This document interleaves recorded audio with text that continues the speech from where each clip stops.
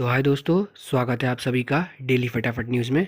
आप देखने वाले हैं देश जगत की 20 बड़ी खबरें। जी हाँ, सिर्फ डेली फटाफट न्यूज़ पर। तो आइए चलिए देखते हैं दिन भर की और देश जगत की 20 बड़ी खबरें। शुक्रवार को इंदौर पहुंचे कांग्रेस नेता तनखा ने कहा कि मैं इस बात से निराश था। हमने जब चुनाव लड़ा था तो व्यापम हो या ई ट्रेडिंग घोटाला हो या इन सब भ्रष्टाचार के मामलों को अहम मुद्दा बनाया था। 15 महीनों में हमको जो करना चाहिए था वो ज़मीन पर दिखा नहीं। अब कांग्रेस लौटेगी तो कांग्रेस के मुख्यमंत्री से मेरा आग्रह होगा कि ये जो लड़ाई और कार्रवाई पूरी नहीं की गई उसे अब पूरा करना होगा। डोंबिवली के कोपर इलाके में 29 अक्टूबर की सुबह तड़के 2 मंजिला इमारत भरभरा कर गिर पड़ी। जानकारी के अनुसार जब इमारत गिर रही थी उस वक्त उसमें करीब 75 लोग मौजूद थे, लेकिन सभी बच गए। ये करिश्मा कर दिखाया रात में जाग कर मोबाइल पर वेब सीरीज देखने वाले 18 साल के कुणाल मोहित नाम के युवक ने। कुणाल को देर रात तक वेब सीरीज़ देखने की आदत थी। वह हमेशा रात 2 बजे तक वेब सीरीज़ देखने के बाद सोता था, लेकिन उस रात उसे नींद ही नहीं आ रही थी, इसलिए वह सुबह 4 बजे तक वेब सीरीज़ देख रहा था। इंग्लैंड के पूर्व कप्तान माइकल वॉन ने सैमुअल्स की बेन स्टोक्स की पत्नी पर टिप्पणी को बेहद दुखद बताया। वॉन ने ट्विटर पर दोनों के बयानों का स्क्रीनशॉट शेयर करते हुए लिखा, एक तरफ हम क्रिकेट से जातिवाद खत्म करना चाहते हैं, दूसरी ओर सैमुअल्स का बयान दुखद है। स्टोक्स के बयान को इतना तूल नहीं देना चाहिए था। दूसरी ओर शेन वॉन ने भी ट्वीट करते हुए लिखा कि मार्लन सैमुअल्स को मदद की ज़रूरत है। उन्होंने ट्वीट किया, काफ़ी बुरे हालात हैं, सैमुअल्स को मदद की ज़रूरत है, उनका कोई दोस्त नहीं है और ना ही वेस्ट इंडीज़ टीम उन्हें पसंद करती है। कहते हैं कि प्यार करने की कोई उम्र और उम्र नहीं होती। प्यार किसी से भी और कभी भी हो सकता है। उत्तर प्रदेश के प्रतापगढ़ जनपद के रानीगंज के पटटिया गांव में ऐसा ही कुछ देखने को मिला है। इस गांव के अवध नारायण यादव ने 75 साल की उम्र में शादी रचा डाली। 75 वर्षीय अवध नारायण ने सोंसा गांव की 45 वर्षीय रामरती के साथ विवाह किया। यह शादी अब इलाके में चर्चा का विषय बनी हुई है। उत्तर प्रदेश के मुख्यमंत्री योगी आदित्यनाथ ने गुरुवार को बिहार विधानसभा चुनावी रैलियों के मंच से कट्टरपंथियों और धर्म के नाम पर महिलाओं और बच्चों का शोषण करने वालों पर अब तक सबसे जोरदार हमला बोला। वैशाली की रैली के मंच से योगी ने कहा, किसी कटमुल्ले के कहने पर फतवा जारी करवा 3 तलाक जैसी कृपता का समर्थन कांग्रेस और राजद के लोग करते थे। यही नहीं, ये लोग नाक रगड़कर उनके पास जाते थे और कहते थे कि ये जो फतवा जारी हुआ है, उन्होंने स्पष्ट कहा कि अब समय बदल गया है, देश फतवे के अनुसार नहीं संविधान के अनुसार चलेगा। दरअसल फ्रांस के राष्ट्रपति के खिलाफ विरोध के नाम पर मध्य प्रदेश की राजधानी भोपाल में कांग्रेस विधायक आरिफ मसूद के नेतृत्व हजारों लोग इकट्ठे हुए।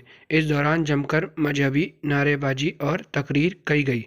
राष्ट्रपति मैक्रों को माफ़ी मांगने व भारत को फ्रांस से आयात निर्यात बंद करने की मांग की गई।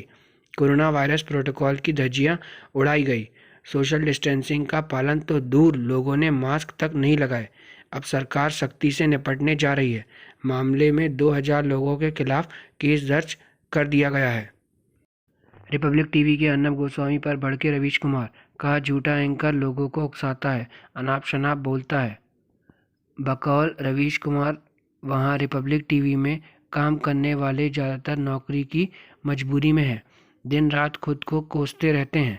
मुमकिन है ऐसे हालात में लोग फंसे महसूस करते हों, मगर उन्हें एक एंकर और मालिक की सज़ा क्यों मिले। बिग बॉस 14 की कंटेस्टेंट रुबीना दिलैक चर्चा में है। एक्ट्रेस ने एक बार फिर बिग बॉस पर सवाल उठाए हैं। बीते एपिसोड में रुबीना दिलैक ने बिग बॉस पर फेवरिज्म करने का आरोप लगाया। रुबीना इससे पहले भी सलमान खान और बिग बॉस के खिलाफ आवाज़ उठा चुकी हैं।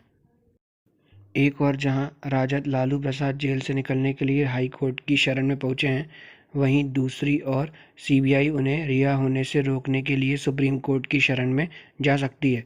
दरअसल लालू प्रसाद को झारखंड हाई कोर्ट से चाईबासा कोषागार से अवैध निकासी मामले में जमानत मिल चुकी है। लेकिन इसकी सुनवाई के दौरान सीबीआई का कहना था कि लालू प्रसाद ने चाईबासा कोषागार से अवैध निकासी मामले में एक दिन भी जेल में नहीं बिताए हैं। ज्यूरिख से लेचिस्तान घूमने गई दो भारतीय प्रोफेशनल लड़कियों की वहां एक कैफ़े हाउस में अचानक मुकेश अंबानी से मुलाकात हो गई, जो एक आम आदमी की तरह वहां अपनी बेटी ईशा के साथ कॉफ़ी पीने गए थे। इस मुलाकात को क्यों दोनों लड़कियों के लिए यादगार बन गई। जब लेचिस्तान के एक कैफ़े में दो भारतीय लड़कियां मुकेश अंबानी को भी वहां देखकर हैरान रह गई, फिर उनके साथ जिस तरह फ़ोटो खिंचवाई, वो उनकी ज़िंदगी का सबसे यादगार क्षण बन गया। पुलवामा हमले को लेकर पाकिस्तान के मंत्री फवाद चौधरी ने संसद में कहा था कि हमने घर में घुसकर मारा है। पाकिस्तान के मंत्री के इस बयान के बाद भाजपा के कई नेता केंद्र सरकार पर अटैक को लेकर उठाए गए तीखे सवाल पर हमलावर होते हुए नजर आ रहे हैं। पूर्व आर्मी चीफ और मोदी सरकार में विदेश राज्य मंत्री वीके सिंह ने भी इस पर अपनी प्रतिक्रिया दी और विपक्ष पर करारा जवाब करा। सिंह ने कहा कि हमले के बाद कुछ लोग कह रहे थे कि यह हमला सरकार ने ही कराया है। ऐसे लोगों के ऊपर जनता को जरा भी यकीन नहीं करना चाहिए, बल्कि मैं तो ये कहूँगा कि इनको खुले में जूते लगाना चाहिए।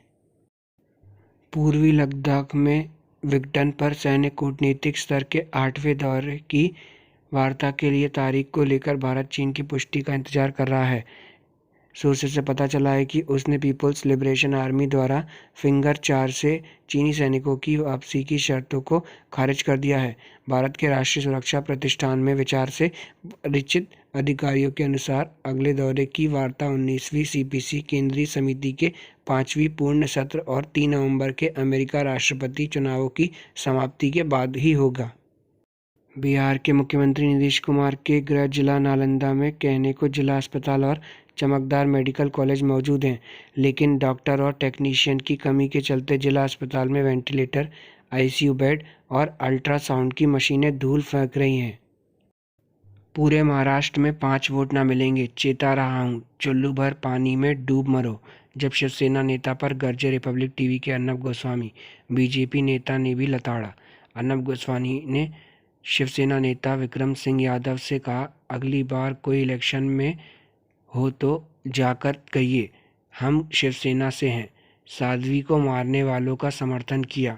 पूरे महाराष्ट्र में 5 वोट नहीं मिलेंगे, तुम चुल्लू भर पानी में डूब मरो। कोरोना काल में रिलायंस का प्रॉफिट 15% गिरा, जियो का 3 गुना बढ़ा। कंपनी को सितंबर तिमाही में कुल 9,567 करोड़ का लाभ हुआ है। जून तिमाही में कंपनी को 8,380 करोड़ का लाभ हुआ था। सालाना आधार पर सितंबर तिमाही में कंपनी के नेट प्रॉफिट में 15% की गिरावट आई है।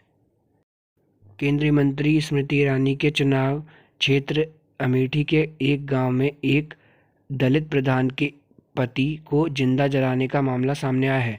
पीड़ित शख्स 90% जली हालत में गांव के ही एक ऊंची जाति के शख्स के घर के हाथ में मिले, लेकिन अस्पताल जाते हुए उनकी मौत हो गई। प्रधान ने गांव के ही 5 लोगों पर पति को जिंदा जलाने का आरोप लगाया है। परिजनों की शिकायत पर पुलिस ने हत्या का मुकदमा दर्ज कर लिया है। इस मामले में अब तक 3 आरोपियों को गिरफ्तार किया गया है। जियो की 4G उपलब्धता रेट 99.7% रही है। तीसरी तिमाही में वी 4G पर सबसे फास्ट मोबाइल ऑपरेटर के रूप में बनकर उभरा। हैदराबाद को प्राप्त हुआ मोबाइल नेटवर्क पर सबसे तेज डाउनलोड एक्सपीरियंस। सेल्फी ले रहे युवक को धक्का देने पर राजद की सफाई। तेजस्वी ने हेलीकॉप्टर से बचाने के लिए हटाया था। प्रचार की आखिरी जंग में 15 साल बनाम 15 महीने हुआ चुनाव। कमलनाथ की खुली चुनौती, कहा शिवराज जी चैलेंज है मेरा, मंच पर आइए और बहस करिए। आईपीएल का 50वां मैच किंग्स 11 पंजाब और राजस्थान रॉयल्स के बीच में खेला गया। आपको बतला दें कि किंग्स 11 पंजाब पहली बैटिंग करने उतरी, 185 रन 4 विकेट पर बना पाई 20 ओवर में। वहीं दूसरी पारी में बैटिंग करने उतरी राजस्थान रॉयल्स ने 186 रन बना लिए 3 विकेट पर 17.3 ओवर में। वहीं आपको बतला दें कि राजस्थान रॉयल्स ने 7 विकेट और 15 बॉल शेष रहते मुकाबला जीत लिया। तो अगर ये वीडियो अच्छी लगी हो तो लाइक, शेयर और सब्सक्राइब ज़रूर करें। धन्यवाद।